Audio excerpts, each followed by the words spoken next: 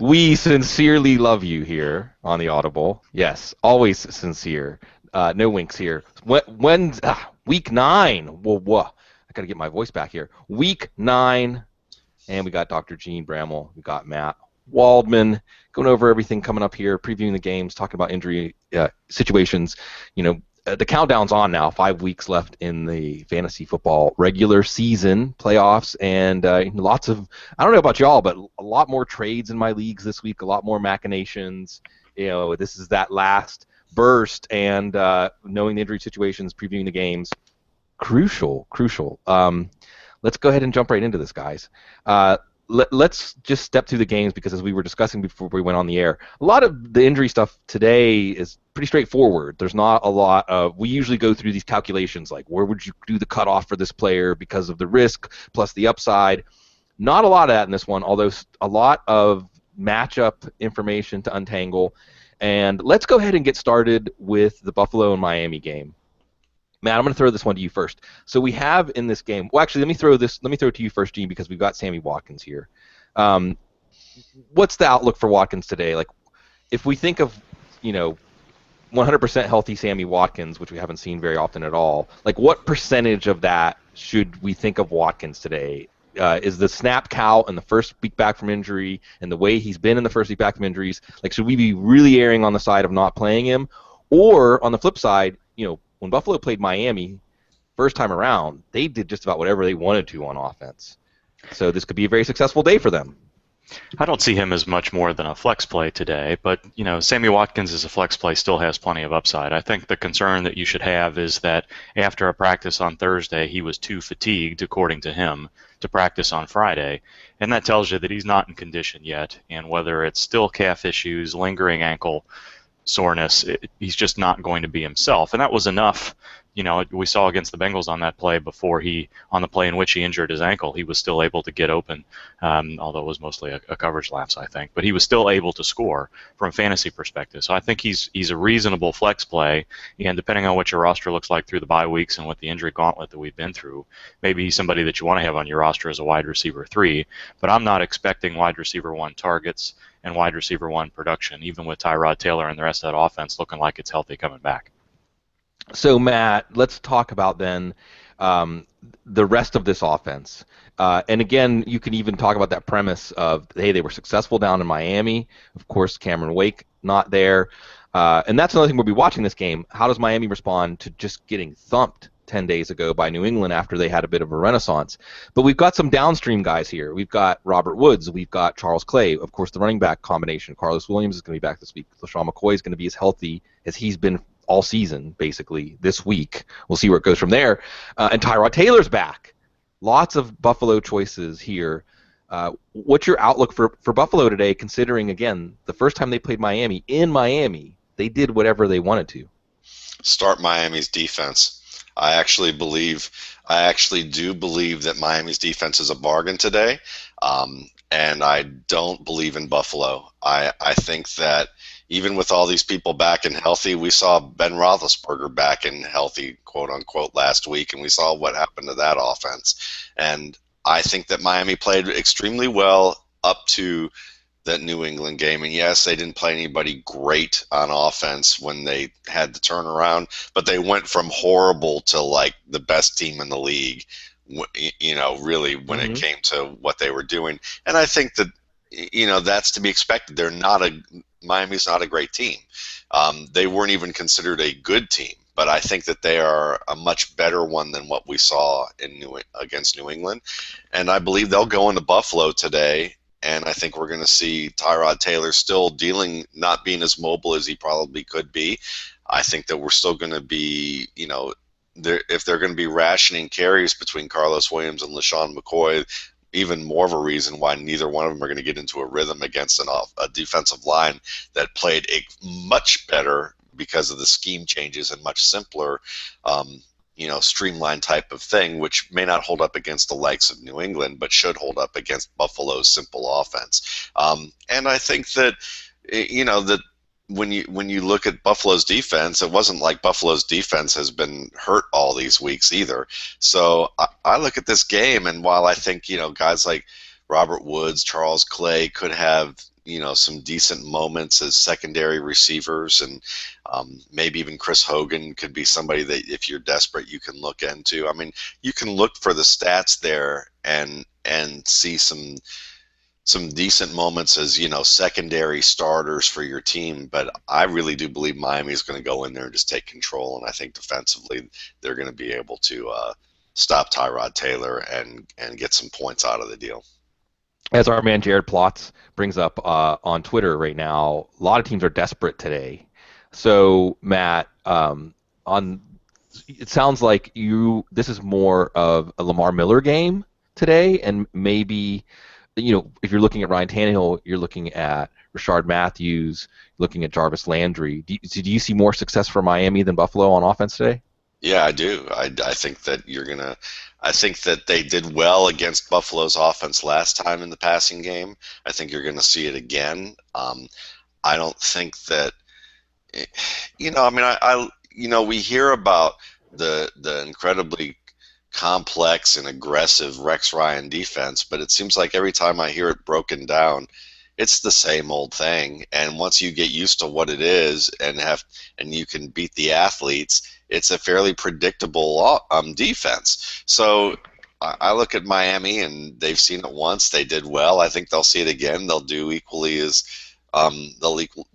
well, and I think it's going to be a simpler game than we think. I think Miami's going to win this probably by a couple of touchdowns, and they may even have a defensive score.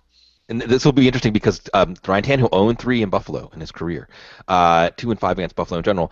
Gene, you chronicled on our IDP show. You and John talked about how, like Matt was saying, Rex Ryan's scheme is not getting a lot out of what he has. Bye-week adjustments. Do we have any hope of bye-week adjustments for the Buffalo defense? And just your outlook here, as you're looking over the landscape of this game, anybody stand out as somebody to watch?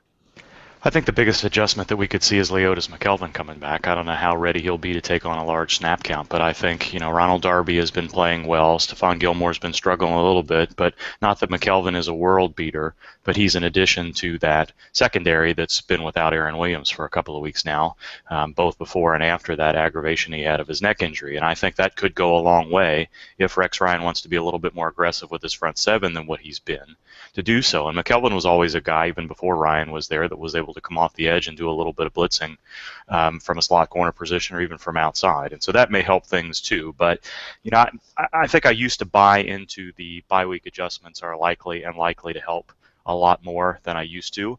I don't know if that's because there's been changes in how teams practice, and there's a lot fewer padded practices, and teams aren't going quite as hard. It's seen as more of a rest period than an installation, a review, and adjust type situation.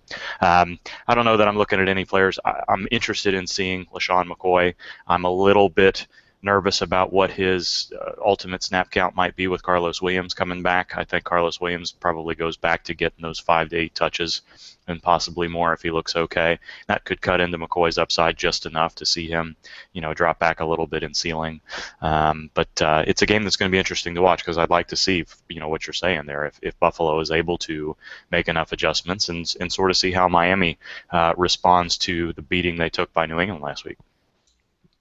Moving on, last week we saw the worst, and we usually can't make statements like this without some sort of qualification, but no, truly, the worst game Aaron Rodgers has played in his career against Denver. Now, Gene, Carolina's not Denver, but Carolina's pretty rough.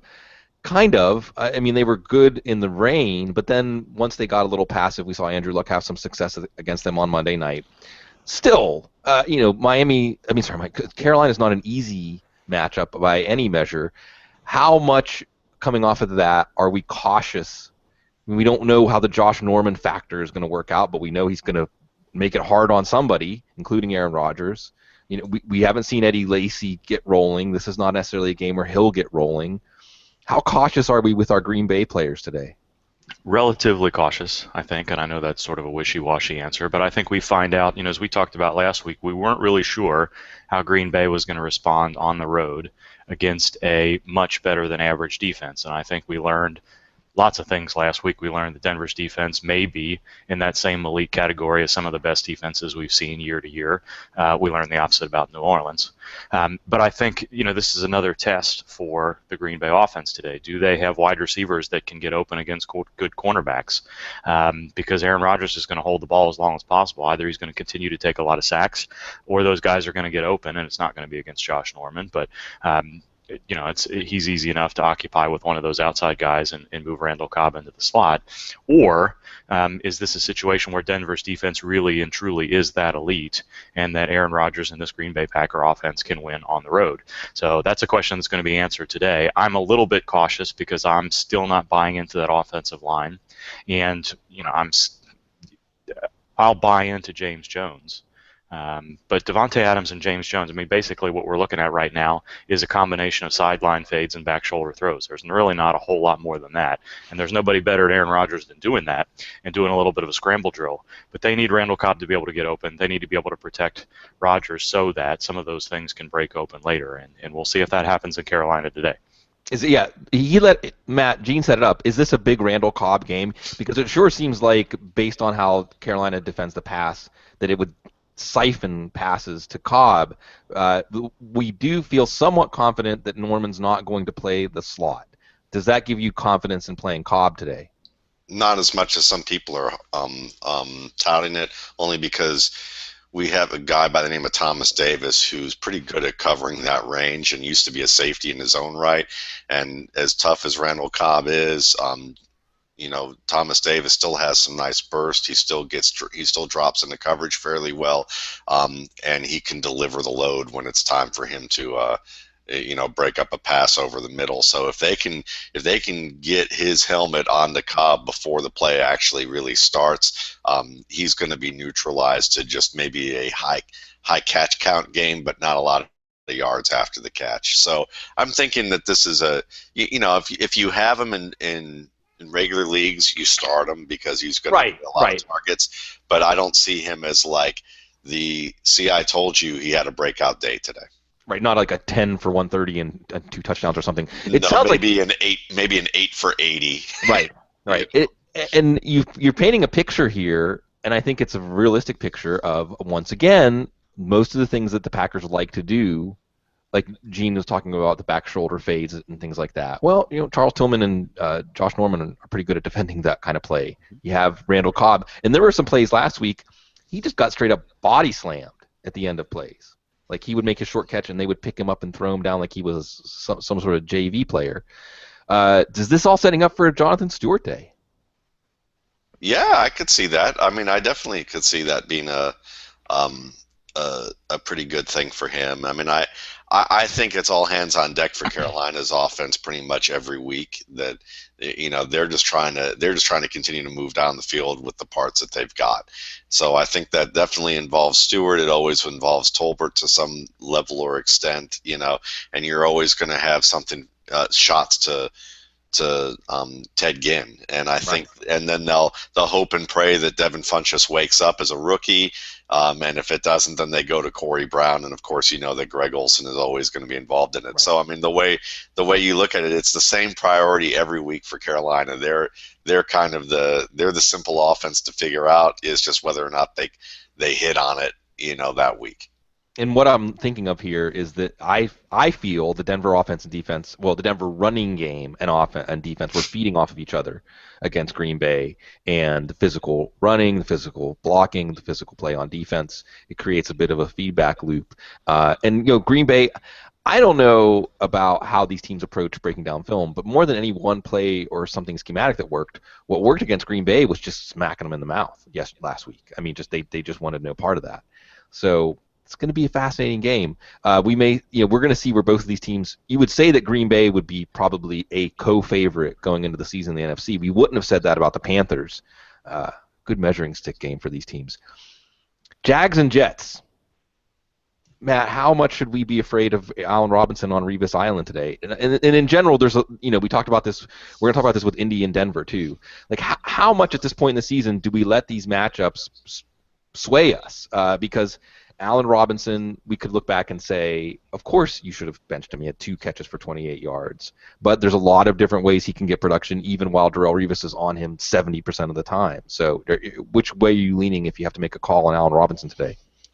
Regular season fantasy leagues, and I would say that you give him the call. He's probably a wide receiver 3 because they will do some of the crossing routes where he can win against Revis. They will run some of these short screens where Revis is just playing off and going to try and tackle, and maybe Robinson can make a miss. But going deep, which is what his forte is and what they like to do with him in this offense, forget it, because he's not a physical football player. He's just a tall, fast guy who plays finesse football, and he catches the ball well, but you need to be physical with Darrelle Revis to win in that type of coverage, and he just isn't that kind of player. People mistake him for, my buddy Ryan Riddle talks about him as the next Des Bryant. Don't say it. And I love Ryan, and if you're listening, buddy, this is just one I disagree with you on. I've always have.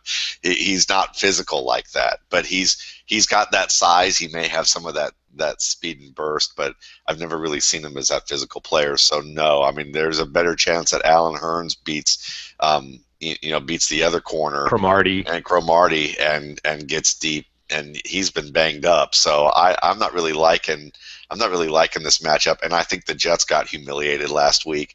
And Todd Bowles is the type of coach who's kind of a quiet guy who doesn't say much, but his team is going to feel his wrath after them missing the tackles that they did in that game. I think the Jets come back, and it maybe is still a decent game, but I don't think it's going to be it's going to be a big game for Allen Robinson. And you anticipated where I was going to toss this to Gene, Matt, because the Jets were a defense until last week. I think they were first against the run and fourth against the pass, and they just made everything hard on, they weren't quite at the Denver level, but they were an extremely unfavorable matchup. Oakland goes right into the teeth of that offense. Very productive days, both as a passing team and a running team. But as Matt said, Jets go home.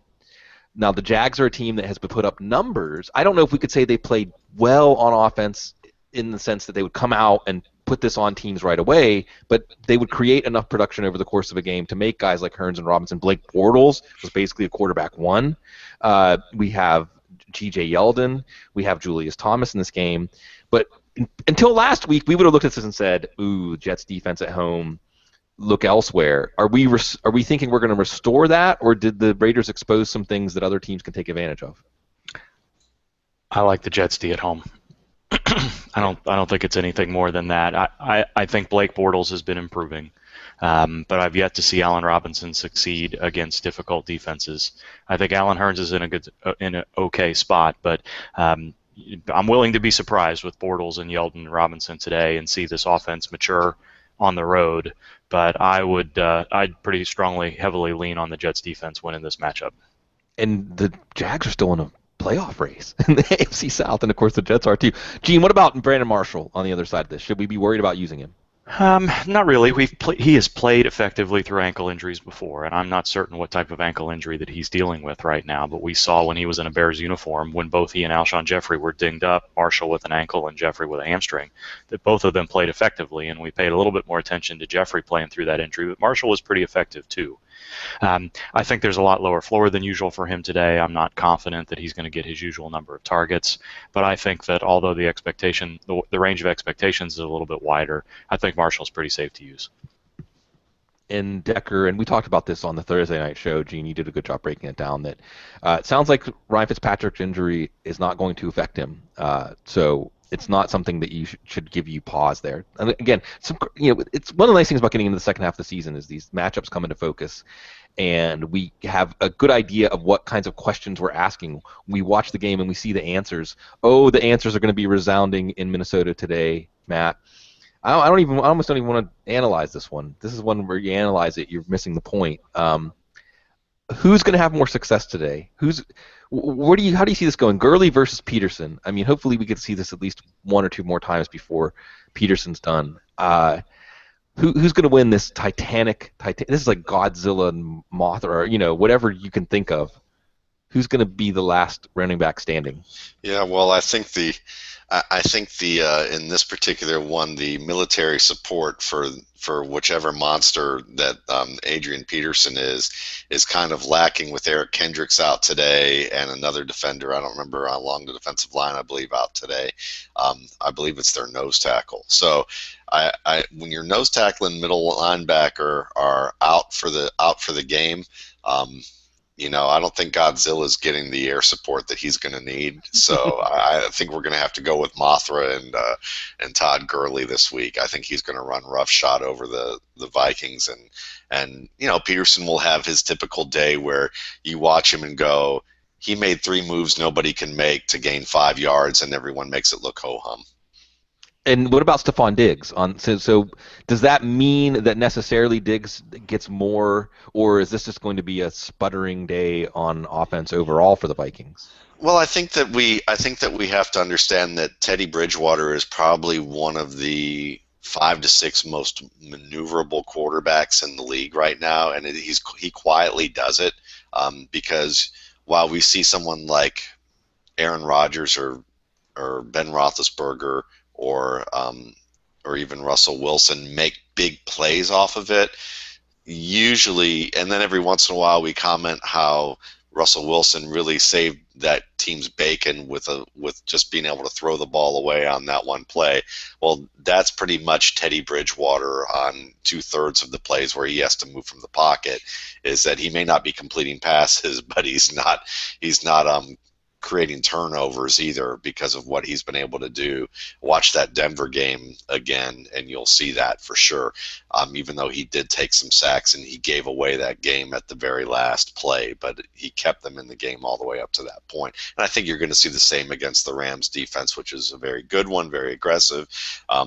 But Bridgewater is up to the task, and I think that because he has a full complement of healthy receivers, Diggs is going to get his. I don't know if I don't see it. It's kind of like it's not that it's like Allen. It's an Allen Robinson type of situation. He's going to get his, but it's probably not going to be a huge game today. I can definitely see this game taking a 13-10 kind of path where both teams are content to, get to 3rd and 3 and hope they continue to extend drives and fine with punting if they don't. Maybe a defensive or special teams touchdown could shake it loose, but I think both teams will play this extremely close to the vest. Gene, what's the headline tomorrow coming out of Rams and Vikings? I don't know what the headline's going to be. That's a good question.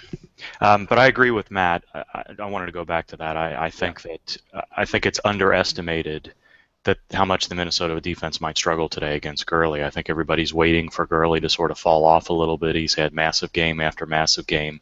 And the loss of Kendricks and the loss of Floyd is going to prove to be big here, I think.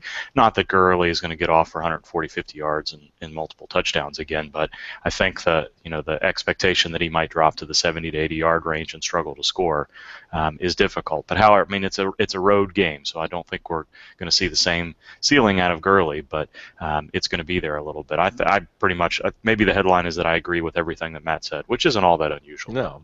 Let's make that the headline. That's not newsworthy. That's just, well. Here's my take. I don't want to influence too much. Here's my take. St. Louis exposes Minnesota's offensive line. I think Minnesota's offensive line has been adequate at best, and they've not faced anybody like St. Louis yet.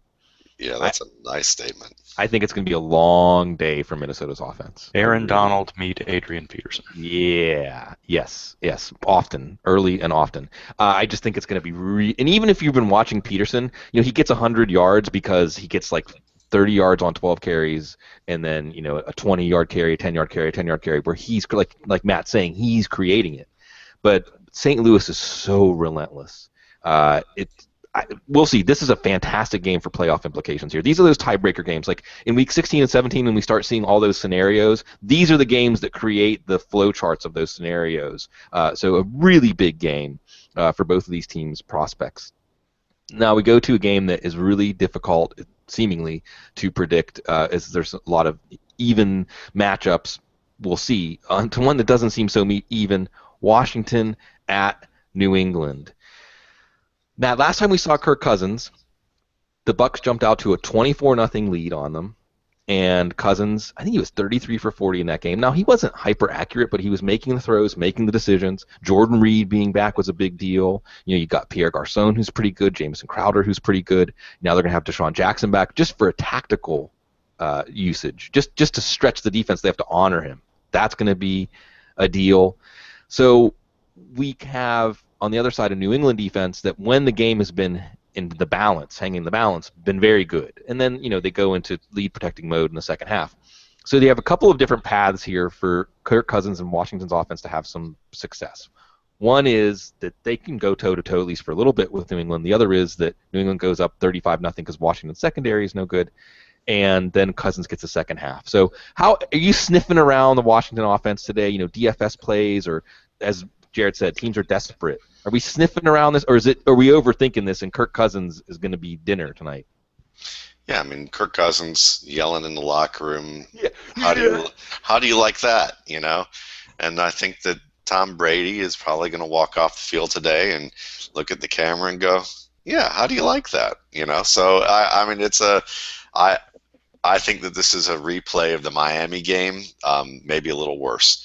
I mean, I'm not a big fan. I've never been a fan of Cousins' game. I certainly think he has moments where he looks like the quarterback everyone says in the coaching staffs say that he may become, which is they really like certain aspects of his game, but has never been consistent. And Kirk Cousins will be forced to have to do things from the pocket where his bravado gets in the way from his common sense. And generally what that is that he does not know a situation. There's not a situation where the defensive front gets a push and crimps his style where he has to step through and make a tough throw, and usually he doesn't have the arm strength to do it, and he ends up getting intercepted or sacked or hit while throwing. And there's not a situation since his days at Michigan State where he hasn't avoided that. He looks at that and goes, once more into the breach, and it's like he's got, I mean, it's like that. I saw this movie a while ago. It's like that Tom Cruise movie where he dies over and over again, hoping to save the world, and they keep transporting him back like it's some video game. I think Kirk Cousins thinks he's playing a video game rather than actually playing real football, and so I really don't believe that this is, someone's going to get some good play this week, and maybe Cousins puts up some good numbers along with his interceptions. But I don't see this being a good outcome for a lot of people, and New England's going to say, "Well, we're going to give you somebody while we take away everybody else," and so right. I'm not going to guess who that is. It's like someone like Jamison Crowder or Reed or Garcon could have like 8 catches for 65 yards or something like that. Right. And it's like Kirk Cousins is a less resourceful Josh McCown, where you see like the belief in self is there, but which is good for the by the way, New England defense, yes, because you like that attitude when if they're going to be down 21, 28 points in the second half, and he's going to be playing that way. But Matt, does that mean this is a LeGarrette Blount day? I think so. I think it is going to be a LeGarrette Blount day. I mean, I think it's going to be both those running backs are going to be just fine this week. I would certainly take Blount and consider him, but I also think that the Washington defense is going to have difficulty covering Lewis out of the backfield on those pass plays. And while they can get some pressure on the quarterback, I don't think they're going to cover as well. And as you said, we don't even need to ask anymore if it's a Dion Lewis day. Every day is a Dion Lewis day. But just food for thought here, the last 3 times Washington has played, Devontae Freeman had 27 for 153, Chris Ivory had 20 for 146, and Doug Martin had 19 for 136. So just putting that out there. All those guys also had at least 35 yards receiving, too. So Washington struggling to defend good running backs. And I want to just point some attention to Brandon LaFell in this game, too. I think this is a good game for Brandon LaFell to get going. I think it matches up with the weaknesses of Washington's defense. I think that they want LaFell to get going. I think we've seen a will in the past for them to feed him targets, to make him a point of emphasis to get him going. Gene, you're nodding along. Any further thoughts on New England, Washington today? Yes, all of the New England. Yeah. I think if you'd asked me, is this an X game today? I think the answer is yes. Gronk, Edelman, LaFell, maybe not Amendola, but I think you can see a game script in which the Patriots score 30 points in the first half, passing the ball, and then LeGarrette Blount scores 3 touchdowns in the second half rushing the ball. 50 I wouldn't burger. be surprised at all. Yeah. Sadly, for Washington fans, this is not the team you want to be facing right now. This is it looks like a tune-up warm-up game. Now, I want to say there's so much good stuff out there. Something to just put in the background. I think it was Rich Hill, again one of my favorite Patriot writers out there. I think it's PP_Rich Hill, said that in the last 13 times that the Patriots have been a 14 or more point favorite, they're only 2-11 against the spread. They've only covered twice out of the last 13 times that Vegas basically said, like, this is going to be your romp. So we'll see. I just wanted to talk. I'm not saying at all I'm putting any stock in that at all. It's just an interesting trend to watch. A lot of those were when they lost their mojo in 2007. Like, it started in 2007 when Vegas was like, whatever, we're favored by 17, no matter who they're playing. And then if you remember that season well, like around week 11 or week 12, they started looking like a mortal team. The mortal doesn't even begin to describe it when we talk about the Titans, Matt. This is like the parrot from the old Monty Python sketch. The coach is now a dead man walking, as we've got Mike Mularkey. And this was the situation that our man Jared brought up, looking for desperate plays here.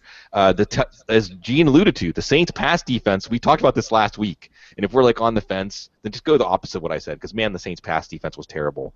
But what do the Titans have to work with? If you have to play a Titans receiver today, Matt, if you have to play one, which one? I think you play Delaney Walker, and I just think that they're gonna run some pressure. He's gonna be up open over the middle at certain times, and hopefully they hit him there. I think that that's probably your guy.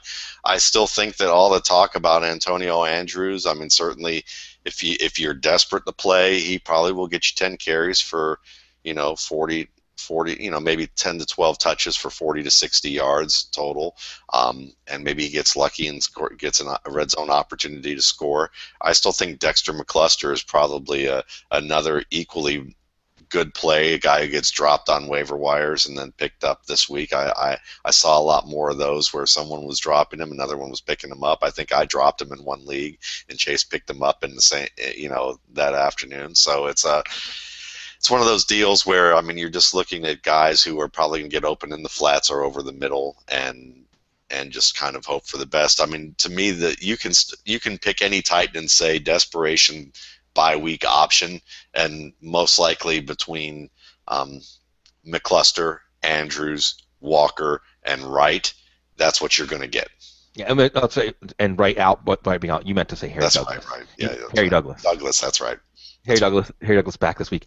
So, poor Titans. The one nice thing, and this is why I'll agree with you on the desperation play angle, is that we've seen with Marcus Mariota, even if he's getting pounded, even if the game's out of hand, he still keeps coming. I mean, he's not a quarterback who goes kind of slack in the second half against, like we've seen from Brian Hoyer. Like, he'll play his best play when the game's out of hand, but that can help.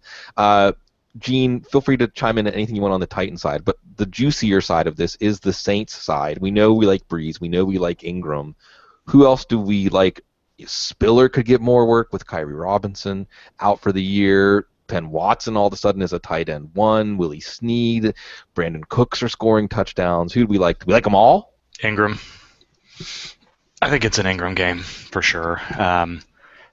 Yeah, and I think that's the point with the Saints offense right now, is there's not a single threat that you can point to in the red zone in the passing game, which means you're looking for downfield shots, and that came from Snead last week. It's come from Cooks multiple times in the past. Even Watson is running these routes where they're not simple routes downfield. Certainly there's some pretty simple seam routes, but he's running some out and ups and some deep corners and deep post fades. It's interesting to see how they're using Watson there, and I think it's hard to pinpoint which one of those players is going to be used, and maybe that's because we just saw Drew Brees through for 7 touchdowns to everybody on the planet, but I still think this is a game, especially with Kyrie Robinson not there. We saw what happened last year when he wasn't there.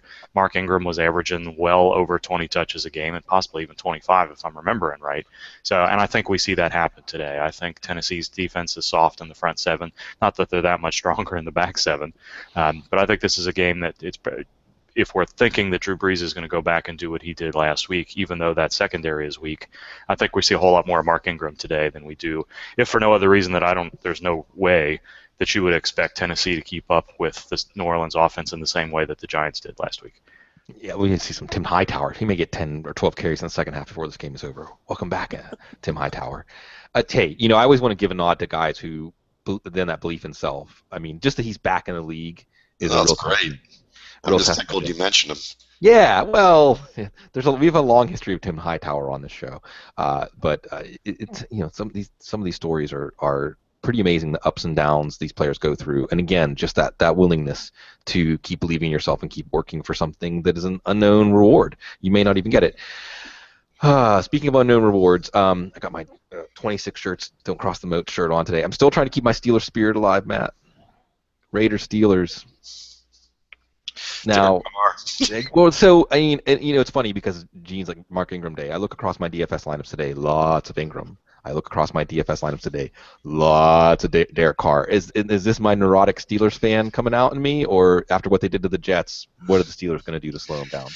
No, I have lots of Derek Carr in my lineups too, and sprinklings of Amari Cooper and Michael Crabtree. But I also have a good share of Antonio Brown and Martavis Bryant, and especially Heath Miller this week. Heath Miller, to me, I mean, I know what he did last week, and you might go, I think there are a lot of people that go, well, if they went off last week, I'm not going to go pick him up this week. But Oakland is pretty susceptible to good tight end play, and I think that between somebody's going to have a big afternoon outside, and Heath Miller's going to have a nice one over the middle, especially with Le'Veon Bell out. I mean, I know that D'Angelo might, be able to take his place there, but I think at the level that you're going to see the pass receiving, it's not going to be as maybe Williams has one big play in the receiving game, and that's all it takes. But I don't think you're going to see that steady diet of catches. It's going to be a Heath Miller day. So when you go back to the Oakland side of the ball,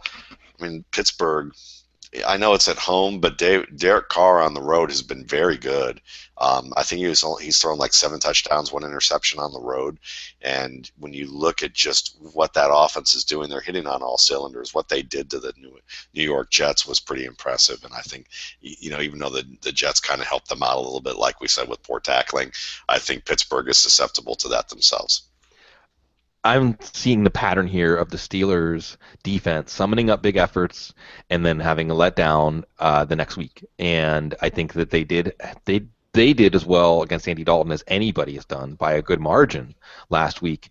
That was a very physical divisional game, and I think the Raiders with their tempo, with the quick passing, and remember Latavius Murray had over 100 yards against a very tough Jets run defense. So am I overthinking this, Gene? Because last week it was supposed to be a shootout between the Bengals and the Steelers, and we rolled snake eyes on that one. You know what I think, and it crossed my mind, but I just didn't see it happening. You have to remember that divisional games, the teams know each other very well. They have a good sense of how to game plan against each other, and in most cases, those games are a little bit lower scoring than we expect. I didn't think anybody expected it to be that low scoring with everybody there, and I think the loss of Le'Veon Bell had a lot to do with how that game progressed. And Matt made all the points that I would make, which is that Heath Miller is going to soak up a lot of the targets that Le'Veon Bell would have. Those targets are not going to LeGarrette Blount or anyone else on this team. I think that's going to be Heath Miller, including in the red zone. So I like Heath Miller as both a DFS play and a season-long play a lot. And I think you're on target with the Derek Carr situation. I think this game could well be not the 7 touchdown game that we saw both Breeze and Manning last week, but if we're looking for shootouts, I don't think you can say that Washington is going to keep up enough with New England to make that game a shootout, but this is probably going to be the highest offensive game of the week, and there's no reason not to try to get as many of those guys in your lineups as you can. And by LeGarrette Blount, you mean D'Angelo Williams, but I'm just doing I'm the translator here. No, it's good. It's good. Bell and Blunt are Cheech and Chong combo. Neither that movie is no longer at the theater. 2013 again. Yeah. Yes. Yes, it's the D'Angelo Williams show, and I like D'Angelo Williams rest of season. I don't like him today. I think Oakland's run defense for real. Oh, we got you muted. Gene, you're muted. I thought I pushed it twice. I'm Yeah. struggling today. That's okay. Forget about it. Don't ask me any more questions about this game because I don't know. Okay. No. 15 carries for 17 yards. And what's going to be interesting is, like, we've talked about the Jets and how they were deflated. I shouldn't even say deflated anymore about football. But we saw how the Jets really, on offense and defense, fell apart last week. And do they bounce back? And then how much of the Raiders' tremendous performance last week was just taking advantage of a team that kind of went into the ring with their gloves down? And then what they do against the Steelers. And again, tons of playoff implications here in that battle royale, demolition derby for AFC wildcard spots. This is a big, big game. I just see the way that the Raiders run their tempo. They force you to make good plays and tackles after the catch on guys like Cooper and Crabtree. I see problems here. We saw, like you mentioned it, Matt, the Tywan Jones play last week when he broke like 4 tackles, went through the whole defense. Might see a little bit of that today in this one. I'm bracing myself for this one. Okay, so we move on to the afternoon games. Giants at Bucks. Now, again, we've been dancing around this Giants-Saints game last week, and here's my take. Healthy Odell Beckham means everything opens up for the Giants. It opens up for Reuben Randall. It opens up for Dwayne Harris. Maybe Will Tye even, who's going to get his big opportunity with Larry Donnell out with a neck injury. And we know that the Bucs defense is generous. It's already brought up in the show. Kirk Cousins, 33 for 40. Kirk Cousins. So is this one of those matchups, Gene, where we're looking at Beckham, we're looking at Eli Manning? In the second half of the year, Eli was a solid quarterback 1. He was like quarterback 7 in the second half of the year last year. Are we updating our files to project him like that every week? Are we updating our files to project at least 1 or 2 other passing touchdowns to go around in this offense because of the effect of Odell Beckham? Yeah, I think so. I don't know that I don't think you can pinpoint one particular option that's going to be better than the rest. I was hoping that Larry Donnell would look a little bit better than he has at times this year. Reuben Randall is still fighting through injury. Dwayne Harris was interesting last week for sure. But I think that the running game could get off a little bit more. But I still think, I guess I'm changing my mind here. I don't know that there's anybody else other than Beckham that you'd like in this offense as far as somebody that's consistent. Maybe a healthier Randall would be that player, but he's always proven to be inconsistent, and they don't want to seem to rely on any one running back there. I think they were running a 4-headed monster at one point last week where everybody had 5 carries at one point in the game. So I think you just rely on Beckham, and I think it was good to see last week that the Giants were a little bit more willing to scheme ways to get Beckham open. We're seeing that little pick play so much more commonly across the league this year, and that's one way they can do it, by putting him in motion, getting him in the slot. Hopefully that continues, because I think it's a pretty good matchup even though it's on the road in Tampa Bay. Matt, I want you to fact check what I'm about to say here. Okay, watching Tampa and Atlanta last week, Jacob Tamme showed me that against Tampa, that middle of the field is there for the taking. And I'm looking at Will Tye and I'm looking at Dwayne Harris and saying, what do we think about how, other than obvious Odell Beckham, how they can attack the Tampa Bay defense in the passing game? Yeah, that's true. I mean, and I think also with Atlanta, they don't really have any other choice but to throw the ball to Jacob Tamme, because the only thing they have is a still recovering Julio Jones over the middle, so they need to do that. But it's very similar to New York in that respect. So yeah, I think that they're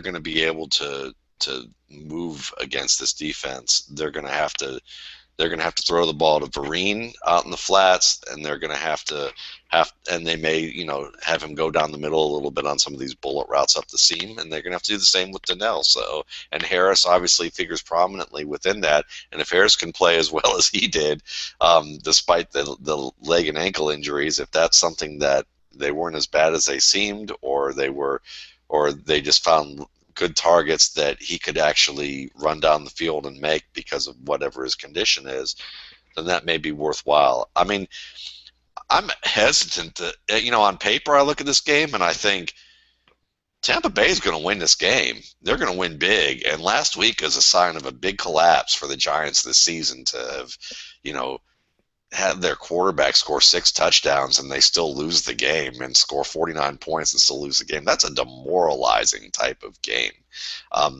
But then I think, well, if I were a player, the big stretch, but I would think, well, it was Drew Brees. I mean, Drew Brees could go off on anybody at any moment. I'm just going to forget about that game, and we're going to go ahead and do this one.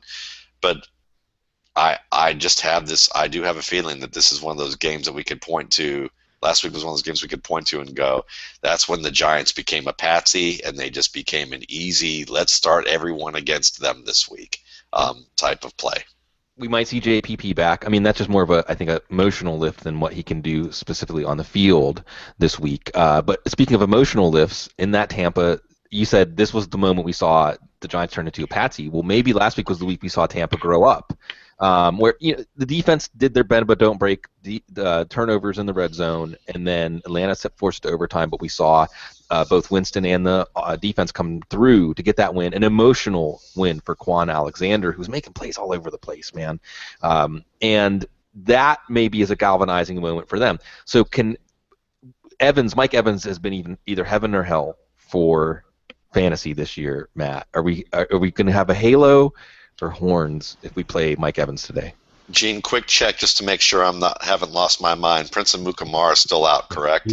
Yes. Yeah. It's gonna be quite heavenly for Mike Evans this weekend, and I would say, you and I have both picked up Cameron Brate, the tight end from Harvard. Do you have any RSP? Yeah, I liked him a lot as a receiver. And he's a fluid player who can adjust to the football. He's someone that has just enough speed to get down the seam for you. He can break a tackle or two. He's not really a tackle breaker as much as he is a finesse player. He's like the Allen Robinson of tight ends in that respect, is that he can make you miss, and he's kind of tall and lanky. Very good hands in traffic. I would not be surprised at all if he continues to post pretty good production for them in a unit that needs, reliable guys who can catch the football regardless of what position they are and whether Austin Seferian-Jenkins comes back. He outplayed Myers. He outplayed Myers in the passing game, and I think he's going to continue to. I think they're going to look at him and go, wow, he's kind of a find for us. So, yeah. And it's funny, I went through last night into this morning trying to pick up Cameron Brate and all those tight end premium leagues and stuff that we play, because I think you're onto something there. And the Bucs like Brate. He looks good. Austin Seferian-Jenkins, unlikely to play again. And what are we on now with Seferian-Jenkins, Gene? Like 7 weeks? Yes, this would have been 6 weeks had he returned today. And based on that, are we starting to put Seferian-Jenkins? I mean, injury prone is kind of a dirty word, but in the slow healer, don't be too optimistic when he does miss time. I think it's hard to know the answer to that question without knowing specifically what the injury was. It seems like if we hear that this was an AC sprain and he was out for 6 weeks, then yeah, it'd be a little bit unusual for a player to miss that much time without at least considering surgery. You wonder if somewhere along the line we missed a shoulder dislocation, and even then it'd be a little bit unusual for that. So it's really hard to know without knowing specifically what the injury was to say much more than that. But I felt like it was pretty interesting this week to see him go limited, full. And then, the tweet from Adam Schefter this morning saying that he was doubtful to play. I think there's something interesting going on here. I'm not sure what it is, but I don't know that I would automatically jump to the thought that it's an injury-prone issue more than a more significant injury than maybe even we first realized. He's late career Andre the Giant. Collarbone. Maybe that's what it was, and we're just... Yeah. Well, what's interesting is he said something about he doesn't want to play until he's 100%. Yeah. And thethis is something. There was there was an instance of this with Brandon Marshall a long time ago when Cecil invited me out and I went to Denver camp with him. This was Brandon Marshall's second season, where it was a push. Shanahan was pushing him like there's the whole thing. And Gene, you can riff on this a little bit. We still got plenty of time here, like at least 10 more minutes. This idea between playing hurt and being injured. And players needing to see, you got to be able to play hurt in the NFL, where in the player's mind he's like, I'm injured and I'm not playing. And with Brandon Marshall, it was a training camp thing where Mike Shanahan was like, you are going to be out on the practice field tomorrow. Doesn't matter how you feel or how you think you're going to learn to be able to do this. What's your thought on this whole subject? I think there's a lot of layers to that. I think it depends on what the medical staff is telling the coaching staff, how well that relationship is working. If you've got a conservative medical staff and a coach that doesn't believe in not playing hurt or through injury, then you're going to have a little bit of a disconnect there. Some injuries are just a whole lot more difficult to play through than others, even though they may not be in the range of a long-term severe injury. They're just difficult for that physician to be able to play through. And then a lot of it has to do with, when you reference the Brandon Marshall situation, it depends on where these players are in their career.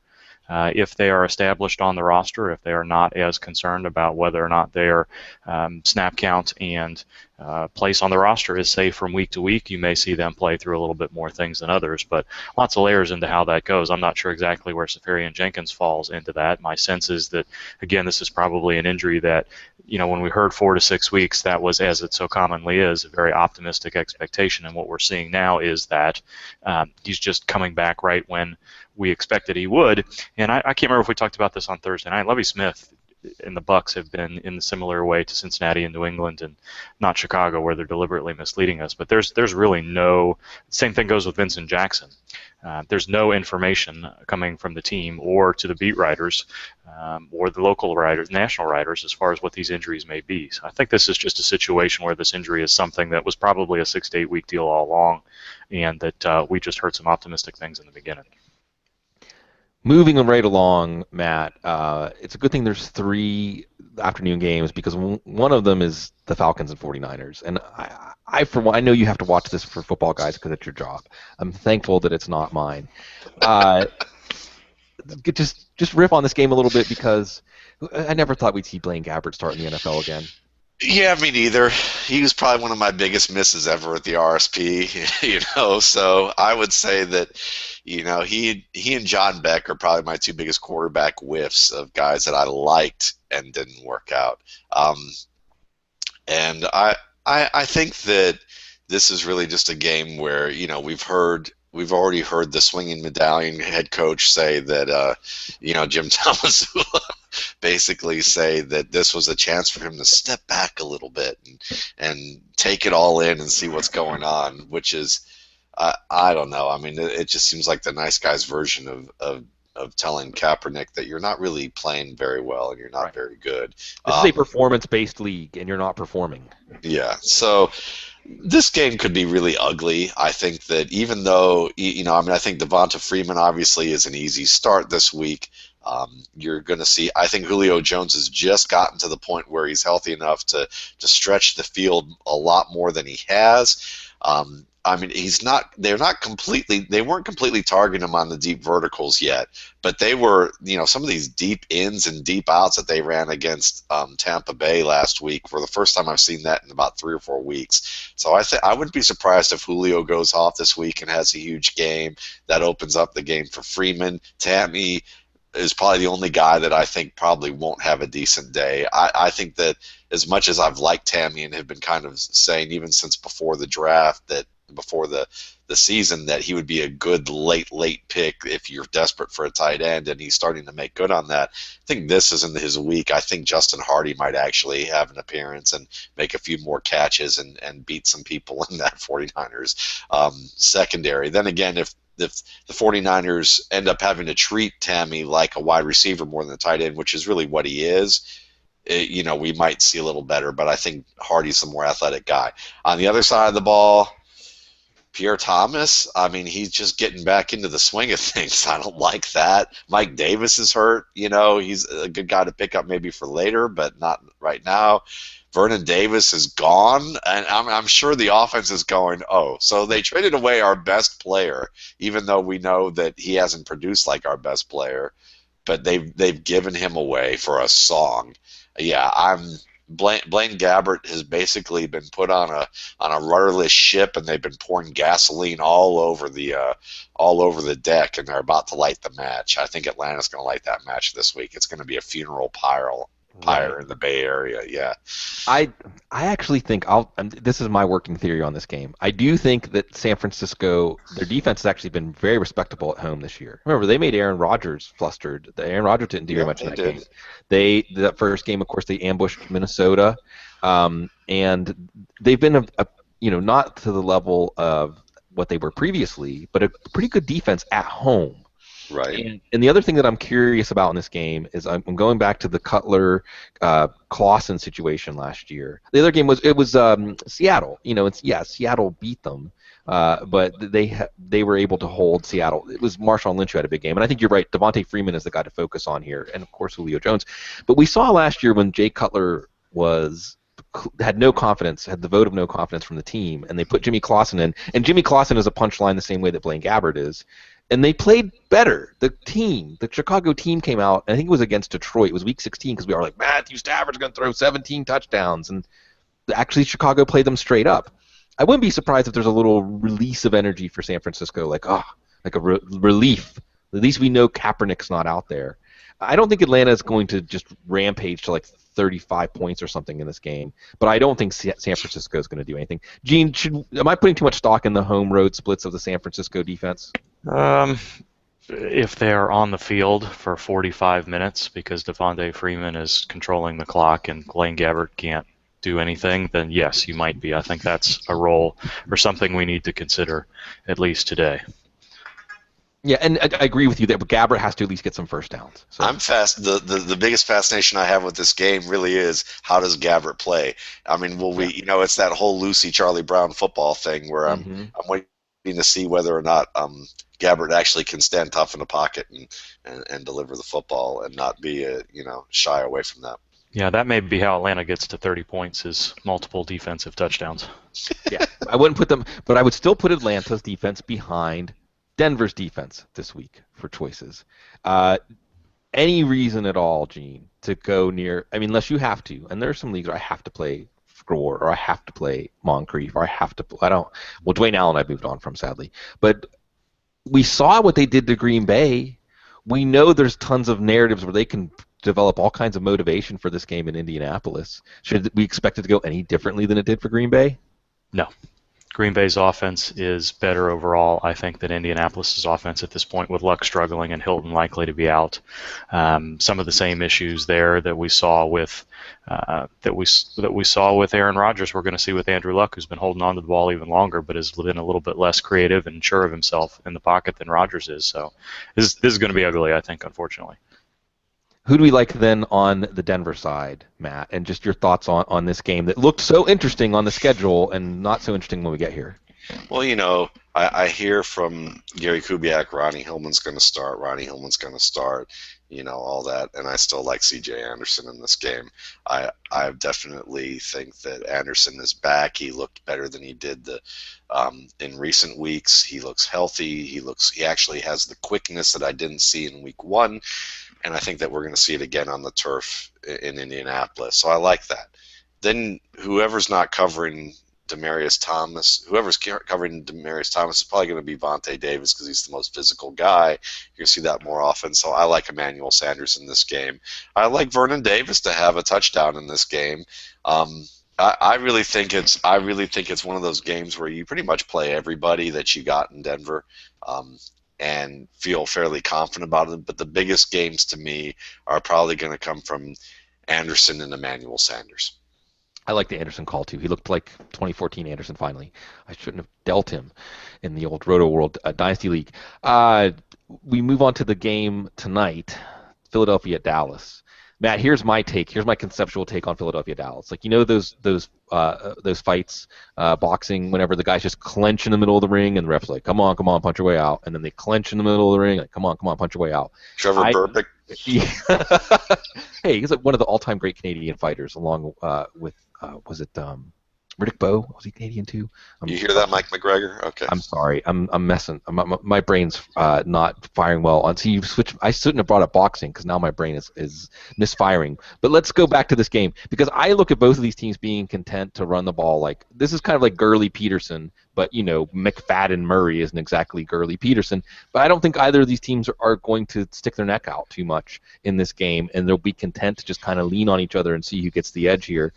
So maybe it's a McFadden game, maybe it's a Murray game. We'll get Dr. Gene to chime in on Ryan Matthews. But I feel like this is one of those games that if you're going into the Sunday night, like I just need 12 points from this player or 14, that you might not be getting them in this game. Yeah, I don't like how you describe that, and certainly I can see how that's the case. It's going to be a painful game to watch, honestly. That's how I look at it. Unless you're an Eagles fan, I think it's going to be a painful game to watch. And even Cowboys fans, I mean, I don't see Dez having a huge week this week. I still think that he's probably another week or two away. Murray, I think Murray is going to desperately want to play a lot in this game.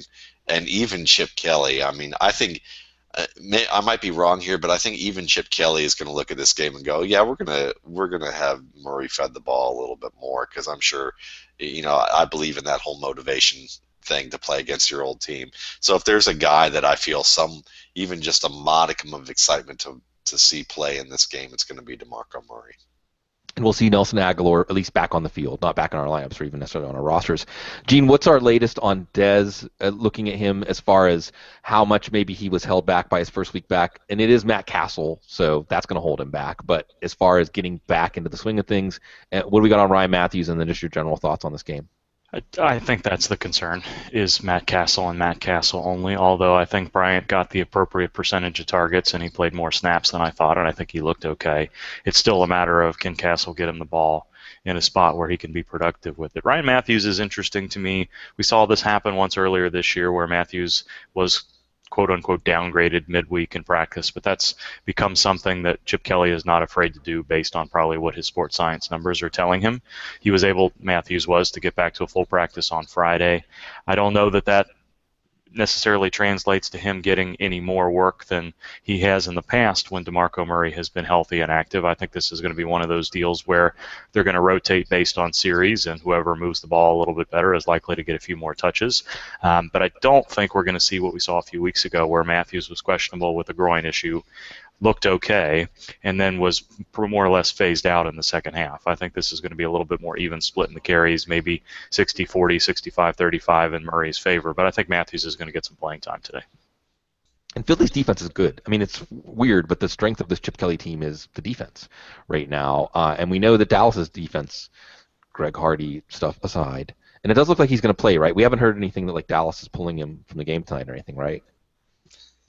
And no, I'm serious. Yeah, because it's definitely, with Jerry Jones. Jerry Jones is like, yeah, thanks for the suggestion, but we've got this covered. Yeah. So, lots of things swirling around here, but we've seen the last Philadelphia-Dallas game, we saw a Philadelphia-Giants game, just be these kind of, Greco-Roman wrestling matches where they just clench and nothing really opens up, and if anything, when the quarterbacks try to open up, you understand why the offenses want to play it that way. We've got one last game to talk about before we sign off. Thanks for a little bit of overtime, guys. Chicago, San Diego, tomorrow night. Gene, first and foremost, we know we're not going to see Matt Forte tomorrow night. Do we have any idea when we're going to see him after that? Not necessarily. There was a report yesterday that he had a PRP injection, and that's something that's becoming a little bit more common for ligament injuries. I did a little bit more reading and research on that. There's mostly case studies out there, but it's clearly whenever you hear PRP being used, they're trying to accelerate a healing time frame. And we're talking days to weeks rather than hours to days. So it's something that takes some time to work. It's not something that I would expect to be kicking in and readying him for next week. I suppose it's possible that we'll see him in week 10, but I think this is now, it sounds to me like this was a 3 to 6 week situation that they're trying to turn into a 2 to 4 week situation. And to me, that kind of puts the sweet spot maybe week 11, week 12. But I think we'll know a little bit more as we get into the middle of next week. But I think I'd consider him pretty questionable for week 10 right now, if not doubtful. And a questionable matchup anyway at St. Louis. Matt, how excited are we to play Jeremy Langford Monday night? Yeah, I think that he's a decent running back too. I don't think he's going to go off on San Diego quite the way that we expect. He does have that big play speed, so if he can break one through the middle and not have anybody in the second level, he could break a long one. So he gives you that puncher's chance. I just think that as a running back right now, he's not the guy that grinds it out for you the way that Forte gets those tough yards. So as long as the Chargers play decent, disciplined run defense, I think that you're going to see some decent plays where people who like Langford are going to get excited about him for the future, and people who don't like him are going to point and say, "See, I told you he's not all that special." So I'm not really all that excited about it. I'm a little more interested to see what Marcus Wilson can do with out there and actually being the focus of targets again. I think he might be an interesting play for you. And I think that San Diego is going to have a nice day against Buffalo's defense, particularly guys like Woodhead and Gates. I think can have big days, and I think that's going to be kind of fun to watch. So this could also be a high scoring game, even though with both offenses that are somewhat wounded. So, as you mentioned, Marcus Wilson, I'll throw out there. I think he had 6 for 80 and 6 for 85 in the 2 games he started, and that was without Alshon Jeffrey. Now, on one hand, means more targets because Jeffrey wasn't playing. On the other hand, Jeffrey's going to draw attention, and maybe Wilson is a sneaky play there. Really quickly, Matt, what in the heck were you and I thinking picking up Kadeem Carey in our dynasty leagues over the weekend? Well, I mean, I don't know if there's any news on them where you're asking me that, or just as a fun little lead in here, Yeah. but it's just a fun little lead in. Well, Kadeem Carey is he's a prospect I've certainly liked, and he hasn't panned out thus far. But a lot of it is, as Brad Biggs reported, the Chicago Bears beat writer, is that he doesn't play special teams. So if you're not, if you're not the primary backup, or you're not a committee guy, and they don't need a committee guy usually in Chicago, then and you don't play special teams, well, you're going to be at the bottom of the depth chart. But he's a good football player who can catch the ball. He runs well after contact. I think he has very good vision, and he's just not an extremely fast player. So the speed kills thing. Well, the speed kills him when it comes to how people look at him. But I do like his skill set, and I think that with Langford, if they see that Langford doesn't play well against run-disciplined defenses, you may see more carries from Kadeem Carey, and next thing you know, you look at him and go, oh, you know what? C.J. Anderson didn't really test out that fast. He broke a lot of tackles. He was kind of versatile in certain aspects of the run game, but we didn't really see much in him, and maybe that was just all an anomaly. We're going to keep him at the bottom of the depth chart for a while. I could see Kadeem Carey being a poor man C.J. Anderson, and if things don't work out for Langford after a couple of games and Forte's still are out, maybe they go to Carey and give him an opportunity. Yeah, there's two layers. I'll answer my own question, as I often like to do. One is, as you were saying, and Adam Hodge brought up this point. It covers the Bears for WGN Radio. I thought it was a really good point. Like you said, he can't play special teams. He's an Emory guy, and here he is still on the roster. They see something. I mean, you don't just keep a guy around out of the goodness of your heart. Yeah, he improved last year. I mean, he looked better. He didn't look bad last year. He just looked a tad bit slow, and that often comes when you have guys who don't have that great speed, who are thinking a little too much as a rookie and have to adjust. And the faster you can process what's going on out there, the faster you react. And I think Kadeem Carey in the preseason this year looked a lot more like the Kadeem Carey I saw at Arizona.